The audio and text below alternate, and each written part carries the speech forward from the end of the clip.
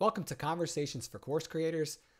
As always, I'm your host, Lucas, and today's topic is on pricing strategies. I've talked a little bit about this in previous episodes, and I'm definitely going to talk about this in future episodes, but I really wanted to dedicate one episode to the conversation of developing a perspective on your pricing strategies. This is particularly important at this time of year when people are looking forward to another year of service or product sales to their clients as creative entrepreneurs. And honestly, the topic of pricing is one of the topics that I get the absolute most. Almost every client I work with asks about pricing. And I almost always have the same conversation with them because there's a little bit of education involved in pricing strategy, and there's a whole lot of context and consideration in the topic. So let's unpack this a little bit. And it doesn't matter if you are very experienced or brand new to the game, you're going to get a lot out of this episode because there's context, there's relationships with volume and price, and there's some anecdotal evidence to talk about here as well. And let's get right to the foundational part of this. So whenever you sell anything, right, you're selling it for a certain price. And you may have established a goal or a target for a certain number of sales or volume of that thing, whether it be a product or a service. So we're going to use the very round and easy to see and grasp and desire target of $100,000 revenue in sales on a thing in our business to kind of illustrate the relationship between the two most important factors in establishing your price outside of context and your business goals. And that's going to be volume and price. And these are characteristics of price in relationship to your product. So your product should perform at a certain number of sales, which is volume, and it should do that at a certain price. Okay. So volume and price are the two factors we're going to look at in this part of the conversation. So let's say you have that $100,000 target. And hey, look, if you don't set goals or targets for your business, that's cool, whatever. Some people love it, some people don't. But for the sake of clarifying and explaining this, we're going to use numbers and we're going to use targets and goals. So we have a goal or a target of reaching $100,000 in sales on this one product line. Now, if I'm strictly selling $20 books, right, in this product line, and that is going to make up the totality of my sales to reach $100,000 at a $20 book, you've got to sell 5,000 books. Okay. 5,000 books in that year to reach $100,000 in revenue on that product. Okay. And if we're going to sell a coaching program, this would be a higher priced thing, right? A coaching program for, let's say, $5,000. Well, you're going to have to sell 20 of those $5,000 coaching programs to reach your target of $100,000. Big difference in volume there, right? There's a big difference in price as well, but the volume piece really kind of changes the way you're going to work to capture those sales. $20 books, right? You're going to have to move a lot of books. You're going to have to move those 5,000 books. You're going to be working to move 5,000 books. $5,000 coaching program, getting 20 clients, you may be moving quite a bit to get those clients as well. So in some cases, you're going to look at the books as the higher energy expense. And in others, we'll look at the coaching program as the higher energy expense. And that's because people sell and dedicate themselves to supporting marketing and sales differently than others.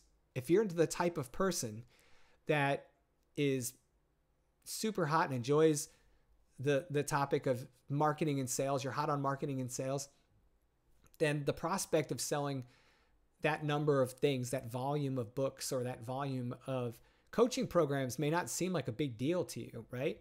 But for people that aren't quite as hot on the topic or the work of marketing and sales, selling 2,000 or 5,000 of anything might seem especially daunting, and having a higher ticket item at a lower volume expectation might work better for that person, right? We'll talk about I mean, we're comparing products and services, so it's not, I'll get back to that, right? That's not the same thing, but the volume and pricing relationship is what we're focusing on at this point. Now, let's say you have something in the middle. You've got a $2,000 course, for example. It's not the $5,000 high ticket item, and it's not the $20 lower ticket item. It's close to the middle at $2,000 for a course.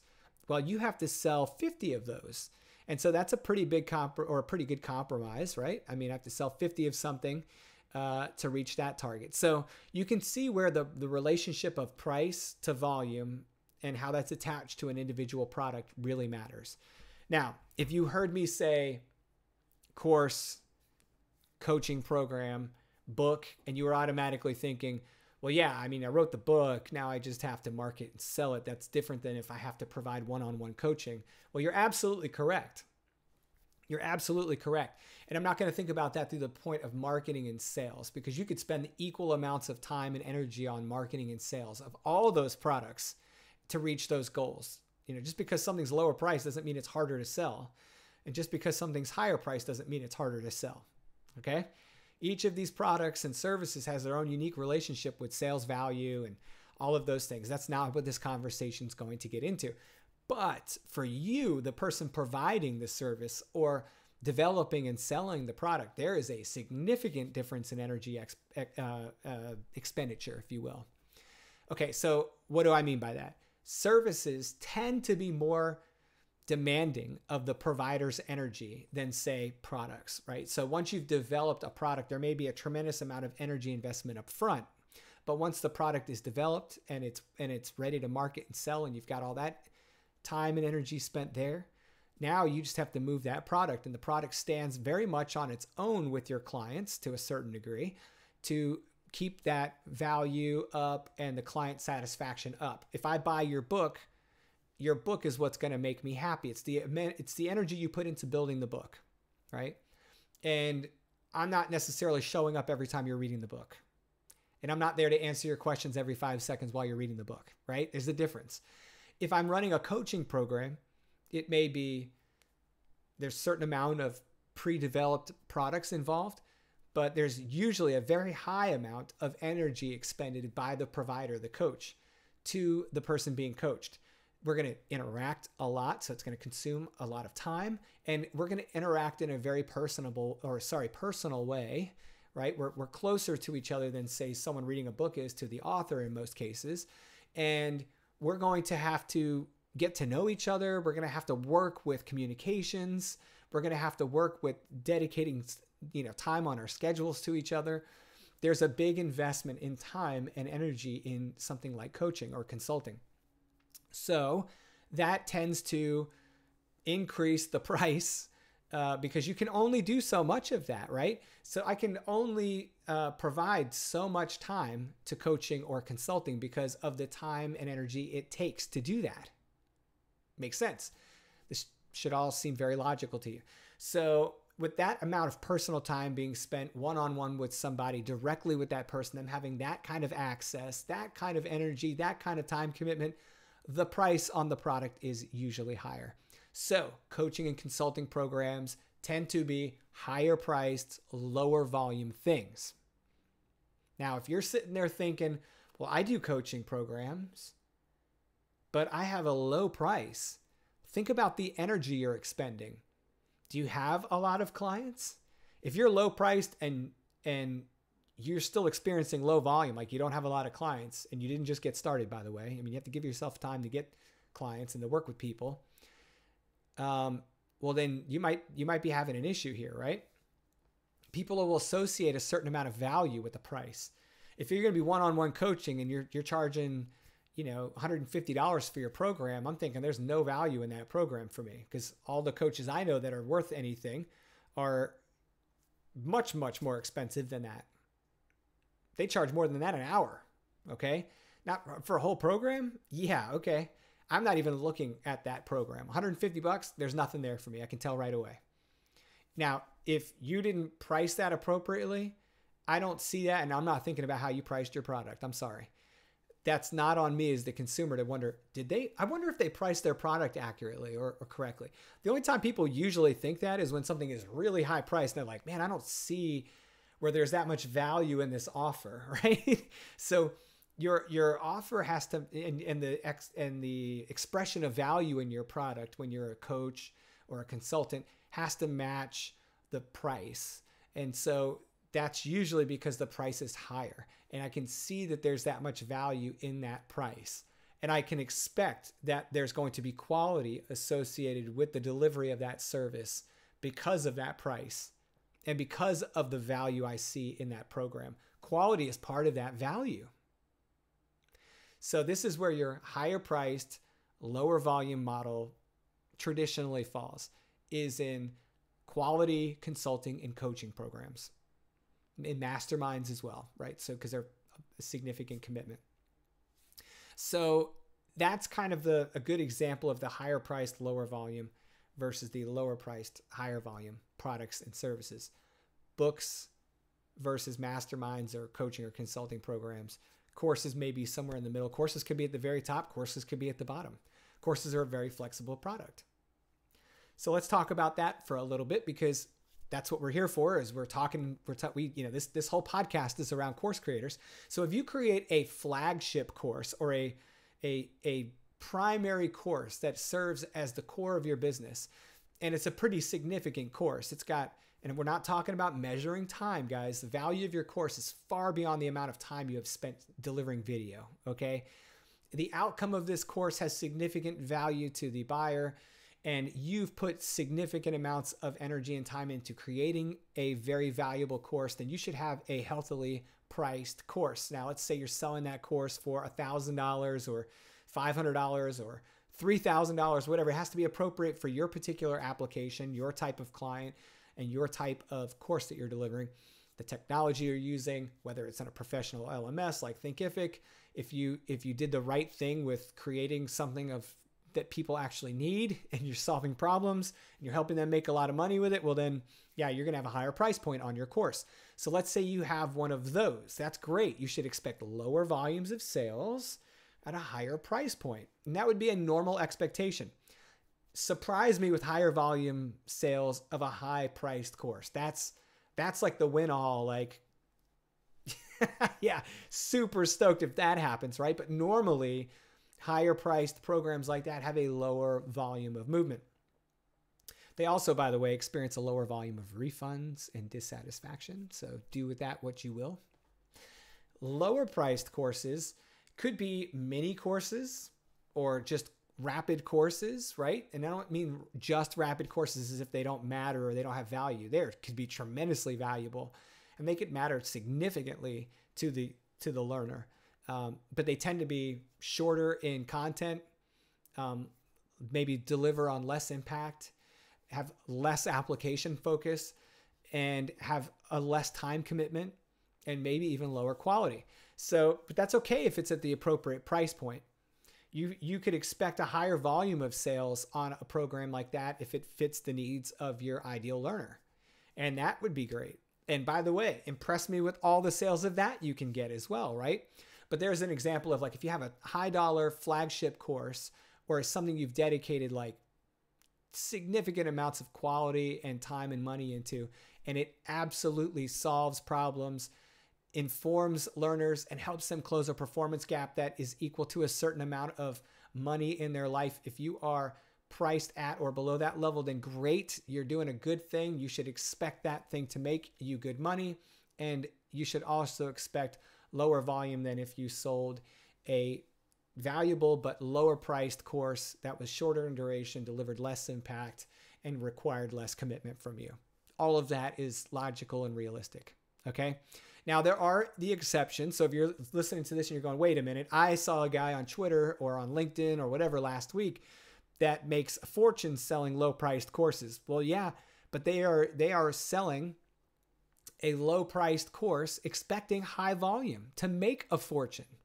So they developed that course and targeted a specific group of people in a specific way to achieve that goal. And that is absolutely a great goal to have. Okay? Not shooting that goal down whatsoever. But the reality is that there are not thousands of people doing that every day, right? There are people that do that very well and they make good money doing it. But the vast majority of people will operate with some type of balance between price and volume and their ability to achieve that price and volume. So do I encourage you to pursue one over the other? It depends. This is where the context comes in. I think you should pursue what works best for you and your clients. That's what I think. If you are a person that invests a lot in relationships and collaboration, then you need to decide whether the higher priced, lower volume model works best for you. Okay? Give you an example of that. I'm one of those people. I prefer to work with a lower number of clients on a higher priced and valued program or project. I'd rather you work with me one-on-one and create a very valuable product for you and be thrilled with all of the interaction we have and never think twice about the price after you spent it, because you're getting so much of a return on your investment from your experience with me, not just in numbers, but in relationship and in the confidence you gain from working with me. All of that is worth money to me. Okay. And it's normally worth money to my clients. The people I want to work with, it's worth money to them. So we have a good relationship, and I'm very sensitive to that from the start. If I don't think someone fits that model, I will tell them that I might not be the best person to serve them, and I encourage them to go elsewhere. Oftentimes, I'll turn down that type of work if I don't think that they're the right fit for me and I'm not the right fit for them. So that type of thing, I wake up in the day excited to work with people like that. Okay, so that means I'm intentionally building a business that does not require high volume sales to survive. I require lower volume, higher price sales to survive in a way that makes me happy, right? And in a way that best serves my client. There you go. Client's happy, that's first priority. Me happy right behind that, that's second priority. It'll all work as long as we get to a certain number of volume. I structure the programs or projects so that I can afford to take on that number of volume, both in my energy, in my time, and in my bank account, right? So all of those things come together to provide total context on how I have built that part of my business. Now, what about products? Do I think you should also sell products? Yes, I do sell products. I would love to spend all day developing products, okay? Because I'm a content creator that enjoys the creative process. So for me, selling products at lower prices than my services, expecting some higher volumes of sales on those products than volume of sales of my services, that's all great to me too. And I don't view it as a one or the other. I view it as do both. Okay? And I say that because both make me happy. Both make me happy. Now, when both make you happy, like they do in my situation, you need to be very careful about balancing your two products now. I could very much so take on as many clients as, come in the door that I'm happy to serve and push my energy and my time right out of the realm of having enough left over to develop new courses or develop new blog articles or a podcast or whatever. You've probably seen a little bit of that this year. I took on a higher number of one-on-one clients than I normally do, and it caused me to have to slow down on my product development a little bit. Wasn't necessarily excited about that, okay? Because I really enjoy both of those things, and I was doing a lot more of one than the other. And even though they both make me happy, I would have been happier had I created a little bit more balance. That's on me, okay? That's on me. So that's part of my intention for next year, is to be more careful with that this upcoming year. Okay, so for you, I want you to think about in the morning when you wake up to serve your business and your clients and your family and yourself, what would make you happier? Would it make you happier to have an empire built around lower priced, higher volume sales? For some people, that's like the best thing since sliced bread. Or would you rather have higher priced items with lower volume of sales? And there's different risks associated with those two. There's different emotions. There's different investment. Think about that and do what's right for your business. All of the experts out there telling you how to do things, They should tell you what's possible. You figure out what's best for your business. I'll tell you what I've seen work and what I haven't seen work for certain types of personalities and business owners, but I'm never going to tell you that there's only one way to do this or only two ways to do this. You have to make the business that you want, not necessarily the one that you can have.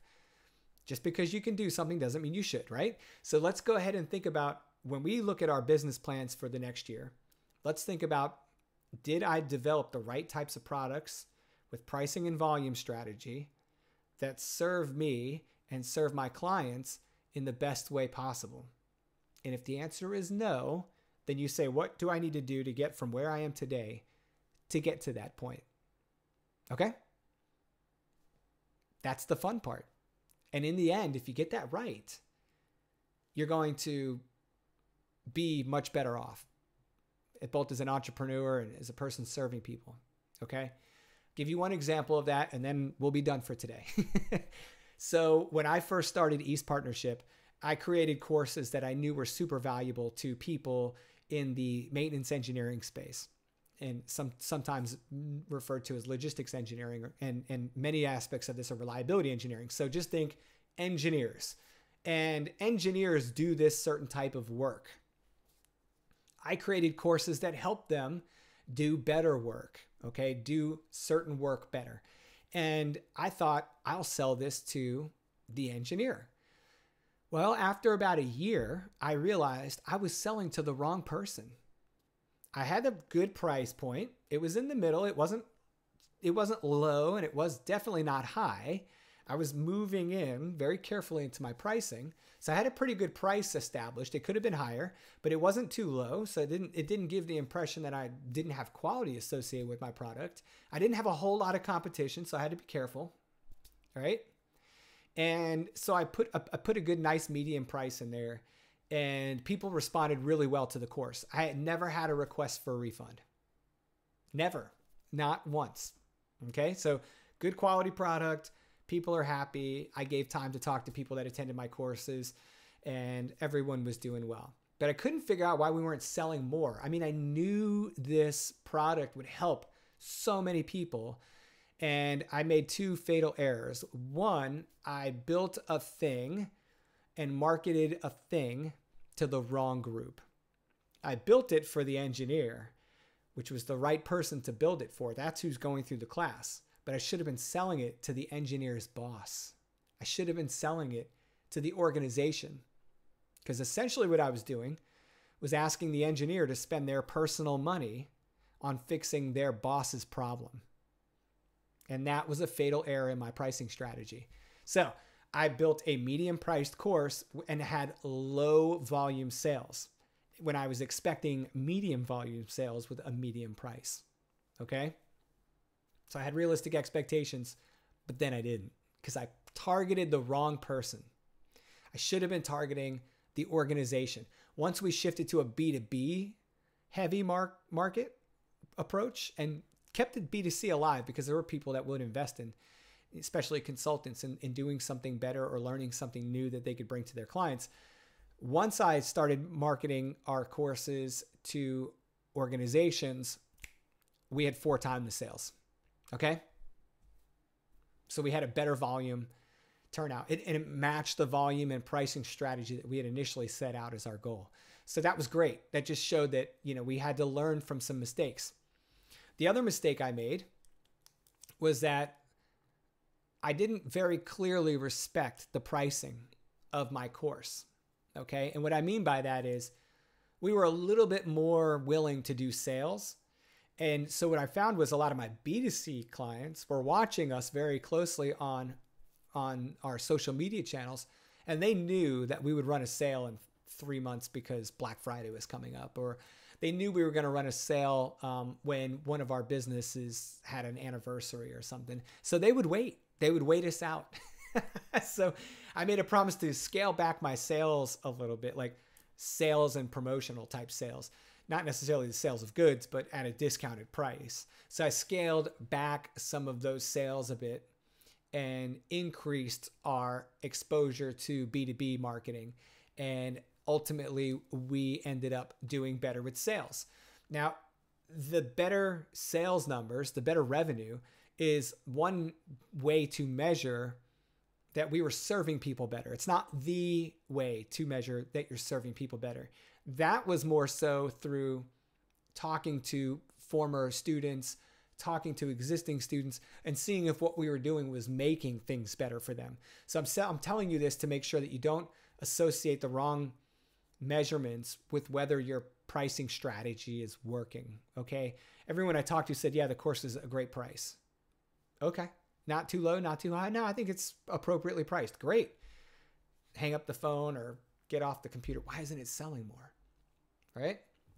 So when you start thinking about your clients and your prices and your expectations for volume, just understand that it's a very complex thing. It's a simple thing, but it can become complex. And there's some little nuance that can change things pretty significantly for you. And it might be the amount of consistent marketing you're doing.